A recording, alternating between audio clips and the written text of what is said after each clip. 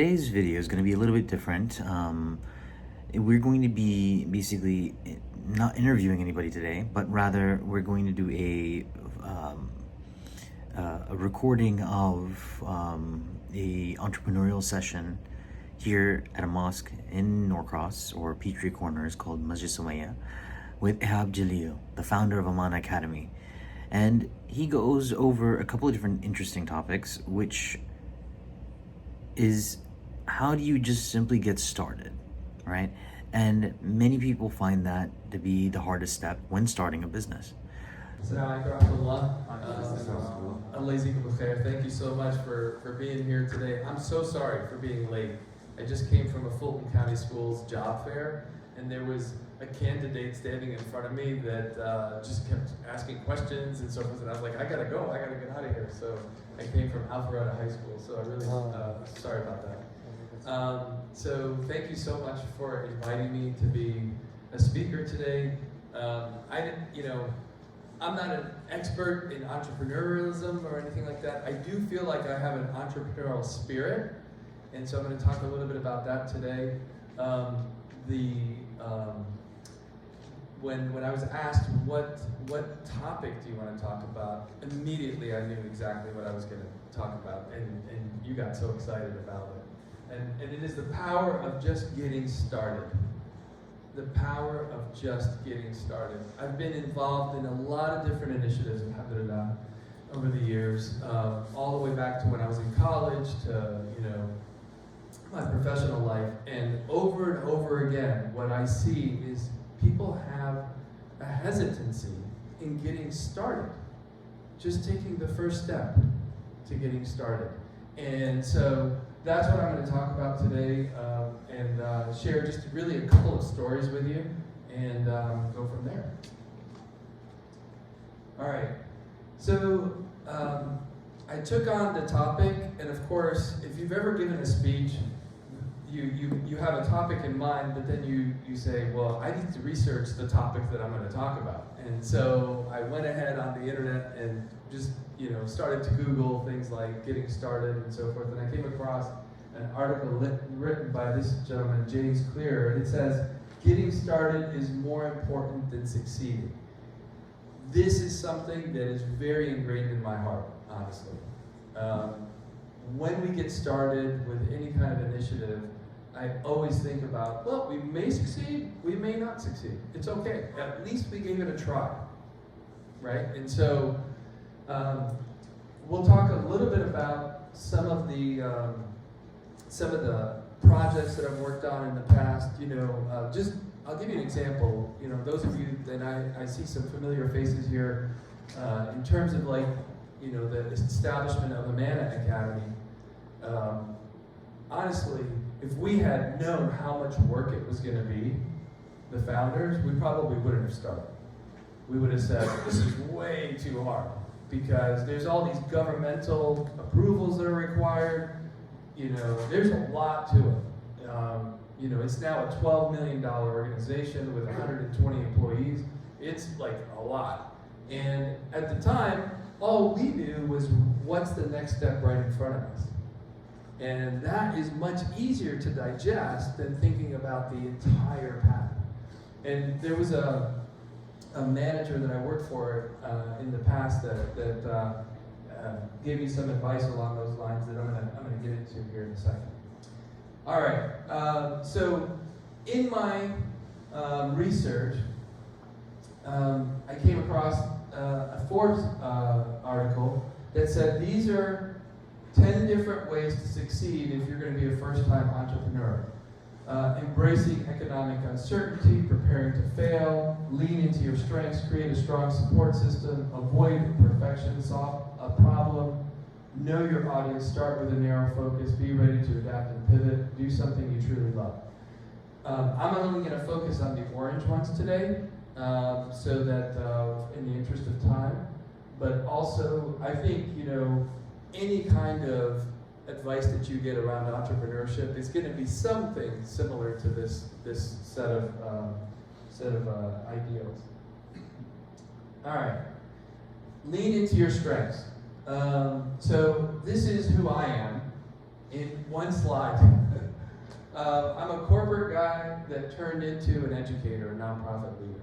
So I had 20 years in the corporate world at General Electric and the Coca-Cola Company. And I had positions ranging from designing the interiors of refrigerators at GE to representing General Electric with our customers in Europe in 6 different countries. And then at Coca-Cola, I was primarily in innovation and new product introductions and things like that.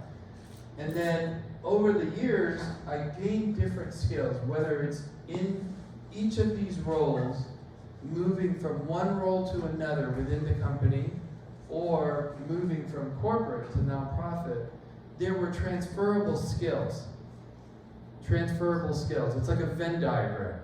You got your old skills, and then you have the new position, and there's an overlap in the middle. And that overlap is the transferable skills that I can take into the new role.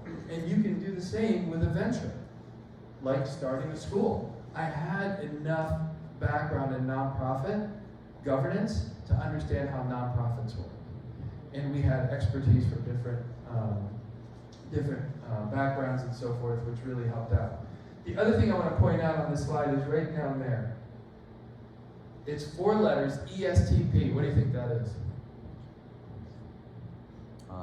Myers-Briggs? Myers-Briggs, right? If you've done a personality assessment, and the Myers-Briggs personality assessment is a very interesting one. It was developed by a mother-daughter team, and it's actually, they were not scientists, they were not psychologists, but they came up with this, and it actually works. And there's 16 different personality types according to Myers-Briggs, and I'm an ESTP. Extrovert, sensory, thinker, perceptor. Now, I'm not going to get into the whole personality thing, but every one of those 16 has a one-word moniker that captures the essence of that personality. And in the case of Myers-Briggs, it's entrepreneur. So it was really interesting that's the personality trait that I have. Lean into your strengths is incredibly important for anybody that wants to start a new venture. And in my case, I'm not the type of person that's going to risk all of our family income on a new venture. I know people that are like that. My father was a little bit like that. I'm not that type of person. I will look very carefully at my skills that can transfer over to the new thing. And I really, I think it's also important to, there's sisters in the audience potentially? Yeah, okay, great. So I also want to just commend my wife and use her as an example of this, because she started out a long time ago in the hospitality industry, and then was a teacher for 7 years, and then led Girl Scout troops, took the Girl Scout troop idea in terms of organizing trips for the girls, and joined Disney as a customer service agent, organizing things for clients of Disney. It was a remote job. Then she took that and joined a travel agency that focused on Disney and cruises and things like that. And then she went on her own and joined a bigger travel agency. And she's doing now $3 million in business and travel, and has 700 different clients from all over the country. And it's all word of mouth. And it is a successful business, but she took one skill set, transferred it to the next, and so forth. And took very measured approaches to the risks that she was taking. She's now got a team of 4 people working for her, and she's an entrepreneur. And I'm incredibly proud of her. And I just really look up to what she's been able to do as well. But she had strengths in very strong communication skills, organization skills. She loves to travel herself, and took those strengths and really did something with it. All right, avoid perfection. Those of you that know me know that I love mountain biking, so I really like this slide deck. I think this is incredibly important, frankly, to avoid thinking that you're going to be perfect, that whatever you're working on is going to be perfect. Because in any venture, many times you'll see businesses that start or ventures that start and they had one thought, but then they realize that actually an ancillary function of the business is actually where the real opportunity is. That happens a lot. You also see it in science all the time. You know, somebody's doing research in a certain area and then they discover microwaves. And all of a sudden microwave ovens becomes a thing. And most scientific discoveries are like that. And it just shows the power that Allah's giving the guidance, right? It's not like they were thinking, this is what I'm going for, but if there's something else that actually becomes the huge opportunity. And so avoiding perfection, I think, is really, really important. You just gotta go to the next step. You know, one of the managers that I worked for at Coke, we were talking career advice. And she said, you know, where do you want to be, like, eventually? And I said, well, you know, I really would like to be an international business.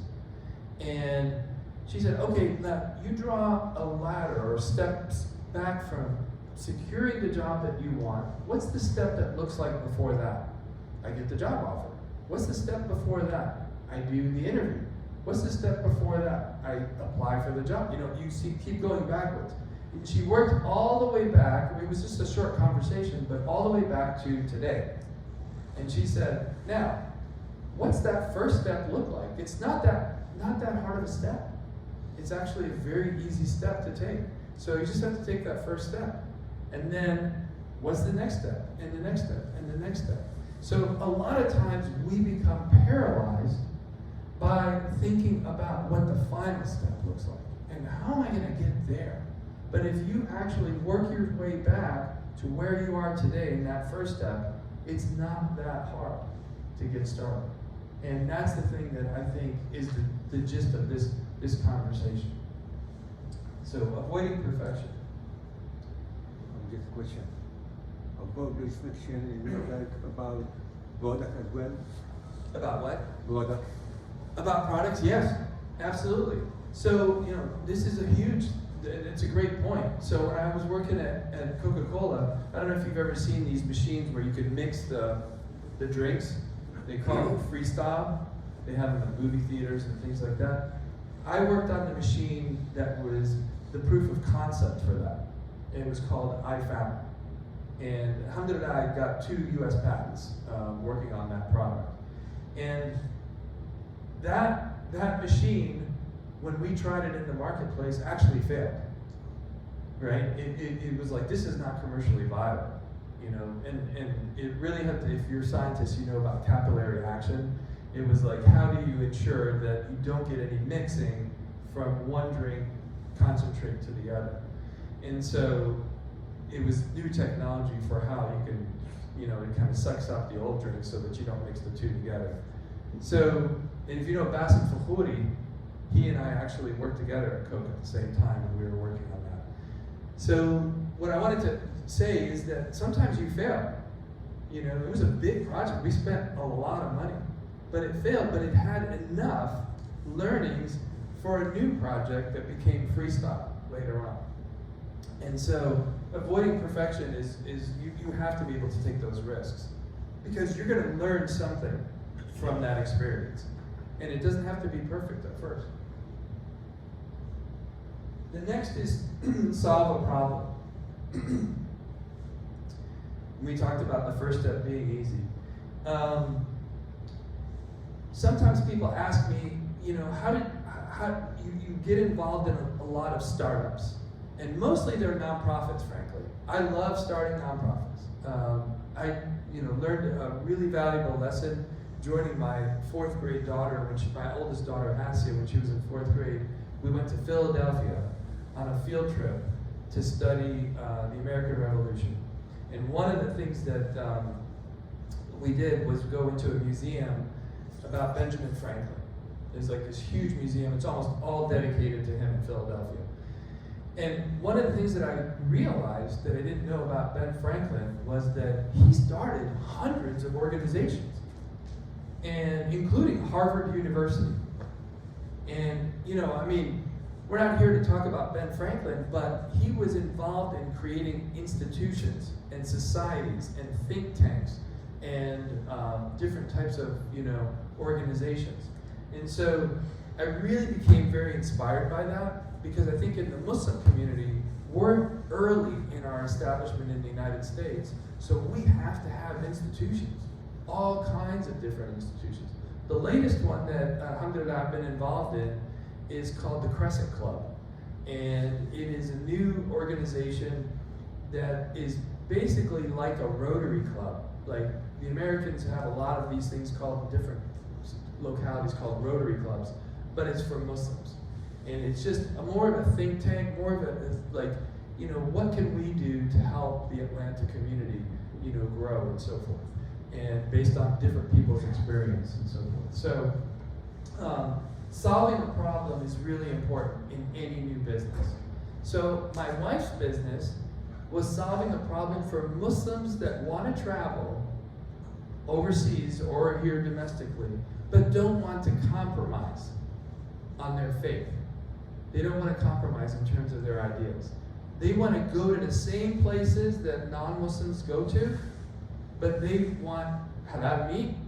They want, you know, the person who's giving them the tour to be respectful of their hijab and things like that, and not give them like weird looks and so forth.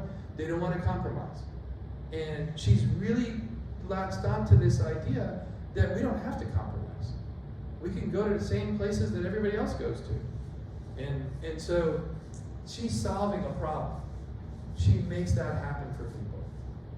This, I put, I'm actually glad that they had the slide deck had this picture of a bicycle. The things that I'm sharing with you started for me in college. The mindset to think about just getting started and solving a problem. When I was in college, I was downtown at Georgia Tech, and we didn't have an MSA. And we got together with a couple of other Muslims, and it was really a Canadian Muslim. He was half American, half Canadian, half Pakistani. And he was really into bicycling, and he had this real strong entrepreneurial spirit. He was like, we need an MSA. Like, this is ridiculous. We don't have an MSA. And so, alhamdulillah, some of us got together and we established the MSA there. We also established Georgia Tech's first cycling club. And it was a blast. He was so into cycling. He was so passionate. I was not a cyclist, but he was so passionate about it, and he's Muslim. And I'm like, this is really cool. And it was open to everybody. And we started to compete against other colleges and get involved in biathlons and things like that. But we just had to get started, and it was so much fun. I'm using that as a simple example, but it applies to business too.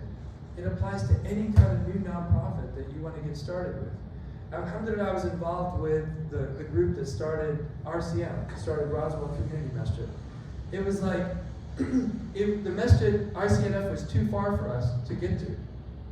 And it was like, you know, more than 15 minutes for a lot of us, and so you start to skip salahs and things like that. And we were like, we need a masjid much closer to us. And that's how it started. And this masjid is like that too, right?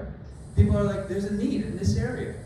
And somebody got started, and someday this is going to be an amazing, huge masjid. It's already amazing, but it's going to be, you don't know what you're starting here. This is going to have a legacy forever. And, you know, I talked to the brother, he passed away recently, to Tokir Warsi. He's one of the founders of Al Farouk Masjid downtown. I used to know him many, many years ago. And I was walking through, you know, the outside, there was Donna Noor School and so forth. I said, Brother Tokir, did you ever think that this was going to be like this? He said, no. He said, the old masjid that we had, it was about the size of this, and it had an upstairs, downstairs. And he said, the downstairs was for eating. So this is the size of the old Al Farouk, right here, but upstairs, downstairs, for eating. And then the upstairs, we thought there would be 4 rows, and then the kids could play in the back. He said, that's all we thought it was going to be. We never, and then within just a few years, alhamdulillah, you had a full masjid, people outside, and then they were praying in Dara Nur, and then they had to build a new masjid, and now they have 2 salahs. You know, that's what's going to happen here, inshallah. So what you're doing here is laying the groundwork for all of them. So solving a problem is a huge issue. You have to, and it kind of relates to this next one. Being narrow in your focus. Again, the theme of my talk today is to just get started. If your focus is really wide, it's harder to get started, right? Psychologically, it's just like, oh my God, there's so much to do. But if you have a narrow focus, then you can focus on something and really get something started. I talked about my wife. Knowing your audience is incredibly important. So right now, she's encouraging me to start a side hustle, right? Where, we create a business that's for single gender tours. And, Mohammed over here is falling asleep while I'm talking. But Mohammed knows that, a couple of his relatives and myself and a few brothers, very, very diverse group, we've traveled together as brothers, 10 brothers, and we've gone to South America together. We've gone to Peru, we've gone to Patagonia in Chile, and these trips were just unbelievable. They were so much fun. And we're just brothers, just 10 guys. Not everybody knows everybody too, but they were unbelievable experiences. And it's different when you're traveling with just brothers or just sisters. One time, the sisters are going to dislike this, but one time we were on the trip and somebody said, "Why are we having such a good time?" and one of the other brothers said, "You know what? I think it's because if you're not having a good time, it's your fault. When you travel with your family, it's not like that. Yeah. Right? When you travel with your family, if they're not having a good time, the whole itinerary has to change. For us, if you didn't want to do this part of the tour, go ahead, just do your own thing. We're just going to keep going. Like, that's how guys are. Yeah. And so knowing your audience is really important. So we're actually thinking about launching I've actually created the business. It's called Ship Travel. For those that are Egyptians, they know what that means. So I'm not Egyptian, but Ship is basically like a shahada, right? So it's going to be Ship, right, Mohammed? So Ship Travel. So anyways, the idea is know your audience, right? Who are you really going to speak to in this business venture? And then narrowing your focus, being very focused, laser focused on what that is. Anyways, just wanted to share that. And then the last thing is this, doing something that you truly love. So everybody talks about, at work, like in a corporate job, they're like, and we're going to have fun. They always put that the last bullet, we're going to have fun, we're going to make this fun. Here, when you're an entrepreneur, you can really focus on something that you love. If you don't love it and you're just trying to make money, I don't know what that feels like. That would be like a slog to me. It's like, oh my God, I gotta get up in the morning, I gotta do this. Well, at least I make some money. But if you're doing something that you truly love, my wife in her business, she loves travel, hotels, things like that, hospitality. The thing that she loves is when other people are enjoying themselves. I get jealous. I'm like, wow, they're having an amazing time. But for her, she just loves the fact that they're enjoying themselves and that she created that experience for them. That's the satisfaction. She just absolutely loves it. For me, when we started Amana, I love working with youth. If you look at the thread from now all the way back to when I was in college, and I really credit a brother from Somalia. He used to be the Imam of Al-Faruq Masjid many, many years ago. His name is Yusuf Noor. He's actually a professor now at Indiana University. Hafiz al-Quran and an MBA, really, really impressive person. He is the one that got me started with working in the masjid and working with youth. He was like, I can't connect to these kids. You can. You grew up here. You can connect to these kids. And so I've always enjoyed youth, and I just love just personal development, people development and so forth. And so that's so important to me. I just love seeing these young people. I had a young man, named Khalid. He's graduating from KSU, came by the school the other day just to say thank you and to apologize for when he got into trouble from time to time. But he's like, this was the foundation for me. And so to me, that's like incredibly satisfying. So doing something that you love is what's going to really make the difference in children. And that's my presentation. I hope you guys are loving the video so far. We actually have an online community down below in the description. It's a school community, SKOOL.com. That's where you can go ahead and take a look at some of our Islamic finance courses and a bunch of other things that we're actually building so that we can distribute it for free across the Ummah at large. If you could please support us, if you could please subscribe, if you can like, comment, help us have a little bit of engagement within our community, so then that way we can grow it a bit better. Anything and everything would be appreciated. Thank you, and back to the pod. So I'll start with the questions. Go back to the first slide. Sure. The summary slide. The orange and black. This one? The next one.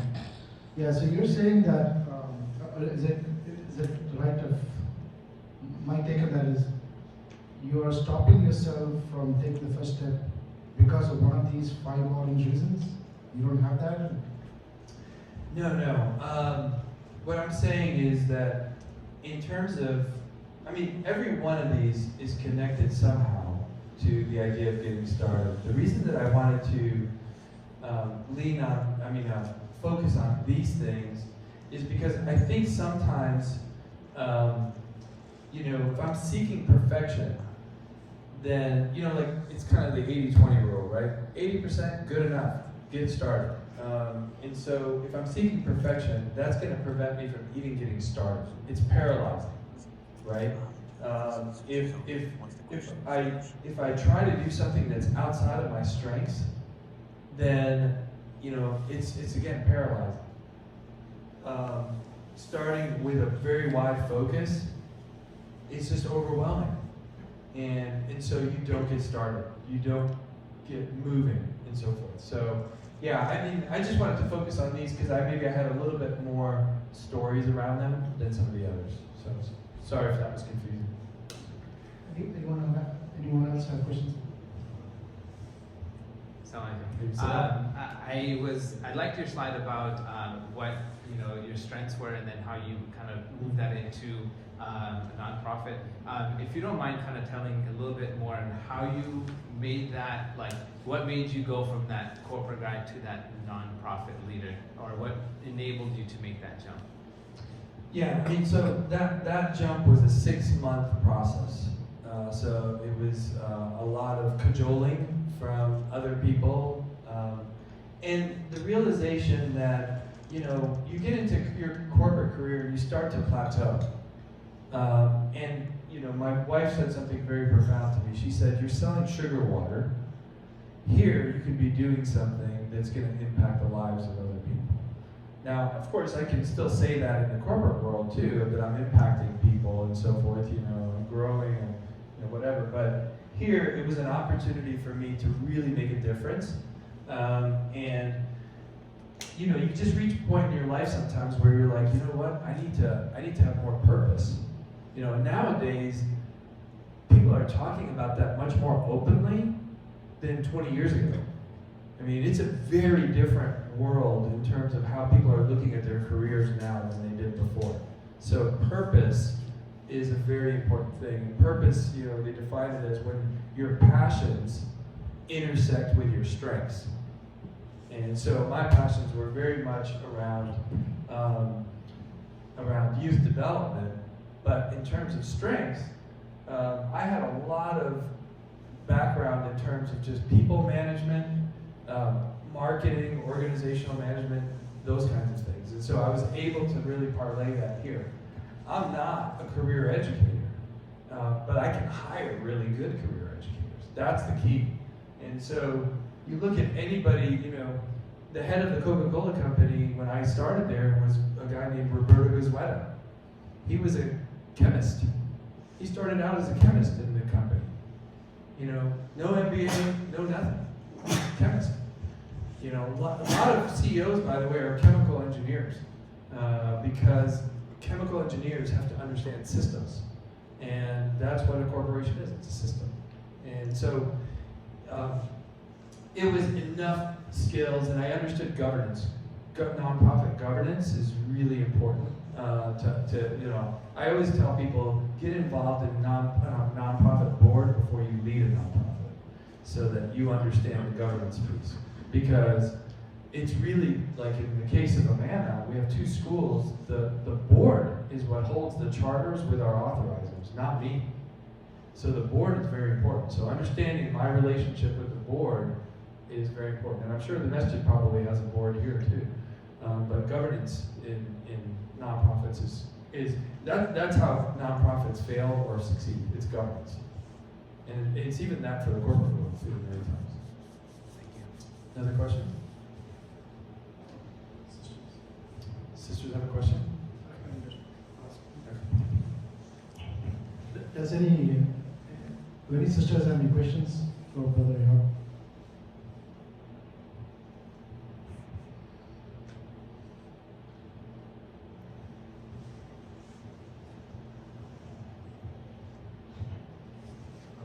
So, I had a personally had this issue where I know I have strengths, but I don't know what they are myself. I rely on other people to tell me what they are. So, how did you find out what your strengths were? Because sometimes it's like, well, what I'm going through, I know I have strengths, but it's so hard to identify them because I haven't like really looked too deep into myself to find out what they are. So, how did you find your strengths? Yeah, no, it's a great question. I think, so one thing the first question I would ask is, what strengths do other people think you have? So, you know, there's a really interesting model that we learned at GD about career advancement called the PI model. I don't know if anybody's ever heard of this. Performance, image, exposure. And so what they're responding to is your image. How people perceive you is very important. So that could be very much a strength. I mean, those could be your strengths. So I would just reflect on that. For me, over the years, like sometimes, like when people talk about strengths, they think about it in terms of technical skills. They think about it in skills. Like for me, I feel like one of my strengths is I'm a connector. I love connecting people to other people. It's like somebody says, hey, we want to start this new venture, and I need this kind of a person. I'm like, I know the exact person that you need, and I'll connect them to them. And so I'm extroverted. I love to meet new people. I love to learn about them, you know, get to know them personally and so forth. If you're not an extrovert, you may not be a really good connector, right? So it just kind of depends on what your focus is. I also think that it helps when you start to write this down. And, you know, on LinkedIn or whatever, you know, there's these summary statements, and really kind of look at other people's summary statements, and you start to learn some things. It's really interesting. Like some people will say, I'm a 20-year professional, and I have, you know, this skill and that skill, and I've done this and that. And then other people will be much more talking about who they are. And it's those that I think are the more intriguing ones. And you can just kind of look and say, okay, now I'm going to start writing the same thing. Let me do a summary statement about who I am and what my strengths are. And then you'll rewrite it like 20, 30 times easily.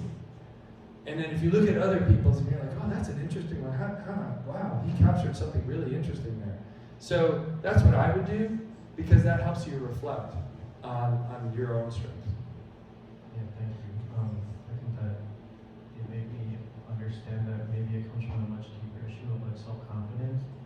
Because I've had people tell me like they come to me if they want like good marketing or like a good brand experience, and I always say you should find somebody else. But what if I stop saying that and I start saying, yes, that's what I am, Yeah. over and over? I think it's a self-confidence issue. No, absolutely. You know what? You're bringing up a funny thing for me.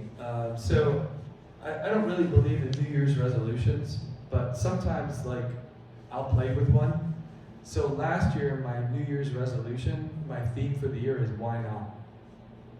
Like, and so I just had, whatever it was, like, the brothers want to, like, after Fajr, they're like, hey, we want to go get coffee. I was like, why not? Another situation, I'll say, why not? Like, it just becomes part of my mentality. Like, yeah, sure, I'll try that. Why not? And because you can tell yourself constantly all the reasons for not doing something, but if you say, start with the words, why not? Okay, I can do that. So, in your case, if you just start with something as simple as that, just to speak to yourself and say, why not? I'll do that. I'll help you with that. And just build from there. What was that pie again? Performance, image, exposure. And there's actually some slides and maybe YouTube videos on it.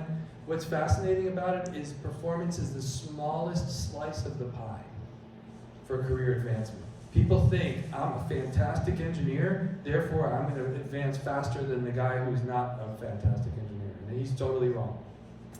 It's how much exposure are you getting to the higher ups in the organization. For me, moving from corporate to nonprofit, I had exposure to nonprofits.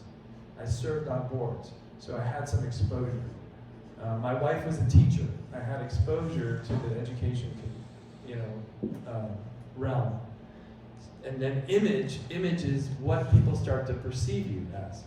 You're getting exposure, and I've got a whole nother lecture on that I just gave at Innovation Academy, actually, as part of a career day exercise day. So we'll take this as the last question. Yes, and then I got to wrap. I'm going to a wedding. Let me tell you, this is a very nice kitab. So when I was at Georgia Tech, we didn't have internet. We didn't have cell phones. And I was a first-year student, and we had an English class, and the English professor brought in non-English speakers to sit down with us and talk to us about their experience. And there was a couple that came, and they were Muslims. And I came up to them afterwards and I said, is there a masjid near here? And they said, yeah, Al-Faruq is just like right on the other side of campus. And I was like, Al-Faruq, where's that? Like, I didn't know. So I went over there, and the first person, I was walking into the masjid, and I said salam alaikum to him. His name is Shadli Yahya. He's from Tunisia. And he's the first person that I met at Al-Faruq. And his daughter's going to have her Katha Kitab today. And she asked me to be one of the 2 witnesses. And he's traveled to Saudi and Dubai and then came back to the United States. And so it's a very special day for me. Please make dua for her and her husband. I'm very, very happy for the family. Real quick, moving from corporate, Coca-Cola, General Electric, Fortune 100 companies to a non-profit of your own. In the corporate world, you had access to all kinds of resources, all kinds of different teams, and even for brainstorming, you could gather 10 people, or within different business units and all that. Now, when you start your own company, how did you fill that void? Even to brainstorm an idea. Yeah. You had just a handful of people, right? Yeah, versus teams after teams at GE and Coca-Cola. Well, I think that the way the idea unfolded, there were we started to read. There was actually a pamphlet. I think it was 10 pages, and it was called "So You Want to Start a Charter School." And we started reading through that. It had some early lessons from the charter school movement, which only started in 1990. And so, and then I started talking to other people. Muhammad's cousin, Maher, sister Yelena Naeem was one of our founders. She's now the head of Amana Academy. And so, she was an educator. talked to people in finance. Ibrahim Sherman, his name is Steve Sherman. He's a convert. You know, he was in finance. So it's like, how do we put this together? Because you know, it's not no one person is the expert. The thing that I was good at is, you know, the project management piece of it, the marketing piece of it. I knew how to sell it to Fulton County schools. You know, the way that we advocated with the board members and so forth. It was not very far after 9/11. So, you know, teaching Arabic, things like that in a school was like really kind of scary for people. So the fact that we were, and then last year we were #1 in Fulton County schools out of the charter schools. And so, you know, the recognition we're getting is unbelievable versus where we started. And so my point is, it's just back to the main theme. You just have to get started. You know, you have to get started, take small steps at a time, and then all of a sudden it starts to snowball. And I don't know, like it's to just reiterate what I said earlier. If you think about the whole thing, and you want to take over the world, and it just seems overwhelming, but that's not the way we were thinking. We were like, we're just going to get started with something small, and then you build on it, build on it, build on it. All right. Again, back again to the same question, Yeah. avoid perfection. Sometimes I feel like when you are developing new products, you need to really perfect it so customers can accept it, and then you increase the quality of the product, stuff like that. So it's like, it didn't come up with me, you know, with that avoid perfection. Yeah, so avoid perfection, I think, is just, it's important to think that your first attempt may not be perfect. Yeah, of course. Right? It will never. It will Yeah, never. it's not going to be perfect. And also, I think that, you know, if you're trying to create a perfect situation, you lose momentum too. You got to keep moving. You know, entrepreneurs, they tell you that all the time. They keep moving. Yeah. And they're very dynamic. They just keep moving. And so, you know, that's why they say 80% good enough. Yeah. Like, you know, you don't have to have, doesn't have to be perfect. And so that's how you keep moving. And so to me, avoiding perfection is actually a really important one for keeping moving, you know, and so forth. I do have to run my... Hey everybody, I hope you enjoyed the podcast. It was valuable in some way, shape, or form to you. If you have any comments, please put them down. Please subscribe to our channel. Any little bit helps. And we look forward to providing you more value in the future, inshallah. Assalamu alaikum.